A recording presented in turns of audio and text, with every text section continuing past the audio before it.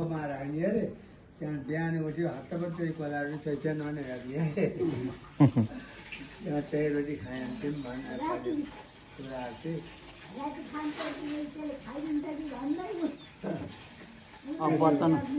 बर्तन गरेपछि बासी खाना हुन्न कोठारोटी भन्ने बाइक ल्याएर खाना हुन्न भन्ने हाम्रो बाबाहरूले पछि त छोरीले त अलिक वर्ष खान्थ्यो नि बर्तन गरेपछि 8 वर्षमा बर्तन गर्थ्यो नि त्यहाँ कोठारोटी बासी खाना हुन्न भन्ने ए फेर उति बर्तन गर्दा छोड्नु अरू कपडा जति खोलिन्छु मैले टोपी रहे चाहिँ त्यहाँ ठ्याक्क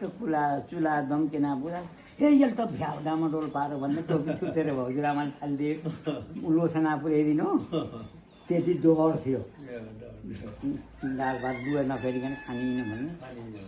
धर्मको त्यसरी ठानिए थियो अहिले कागज अहिले त नहुने कुरै छैन हगेपछि चाक धुन्छन् धुन्न थाहै छैन कपडा फेर्छन् कि फेर्दैनन् कुरै छैन होइन अब यसो भयो मैले अलिअलि बुझ्दैछु त्यो यसो मैले हेर्छु यो पहिला हाम्रा बुजुर्गहरू पाके हुने अर्थ बल्ल बुझ्दैछु मैले अब भाउ नआखान् माउ चोखा कपडा छन् माउ छैन तैँले बनाएर खान्न भन्न नि सम्पाके भएपछि उम्कियो तँले यतातिर भन्न नि परेन बेतातिर भन्न नि परेन हेर फोन आयो तपाईँ गर्नु हो र मैले गरेन नम्बर एउटै छ कि तपाईँको नम्बर हेलो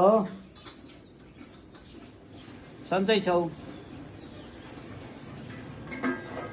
म यहाँ वामी छु